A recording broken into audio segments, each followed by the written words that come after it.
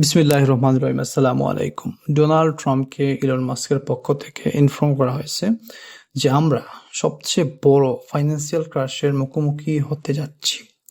এই ক্রাশ গত 150 বছরের সব হিস্টোরিকে একদম পুরোপুরি ওভারকাম করে যাবে এবং এই ক্রাশ এর রেজাল্ট হবে অনেক ধ্বংসাত্মক। অনেক দেশের কারেন্সি ফুললি ড্যামেজ হয়ে যাবে পারে, অনেক দেশের ইকোনমি ধ্বংস হয়ে যেতে পারে। এই ক্রাশ হতে পারে কিন্তু ট্রেড ওয়ারের কারণে, যা ট্রাম্প শুরু করেছে অলরেডি। এবং ঠিক একইভাবে চায়নাতেও কিন্তু যে বিলিয়নিয়ার আছে তারা কিন্তু ভয় পাচ্ছে, এই ফাইন্যান্সিয়াল ক্রাশের ভয় পাচ্ছে। এবং যত বিলিয়নিয়ার আছে আমেরিকা, আরবে, তারা সবাই কিন্তু স্টক মার্কেট থেকে তাদের টাকা উইথড্র করতেছে শুধু মাত্র এই ক্রাশের ভয়ে। এবং অনেক বিলিয়নিয়ার কিন্তু তাদের অ্যাসেট বিক্রি করে দিতেছে। সবচেয়ে টাকা বার করতেছে আসলে স্টক মার্কেট থেকে।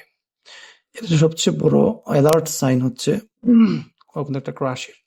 এবং তারা ক্যাশের দিকে বেশি ঝুঁকতেছে, মানে তারা ক্যাশ করে নিচ্ছে সব টাকা পয়সা। বলা হচ্ছে 2008 সালে আমরা যে ফাইন্যান্সিয়াল ক্রাশ দেখেছিলাম, 2025 সালে তার চেয়ে কয়েক গুণ ভয়াবহ হবে।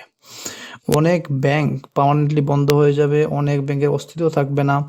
ট্রাম্পকে অলরেডি সতর্ক করা হয়েছে যে যদি আমরা এইভাবে ট্রেড ওয়ার খেলতে থাকি তাহলে ফাইন্যান্সিয়াল ক্রাশ আমাদের জন্য অবধারিত হয়ে যাবে।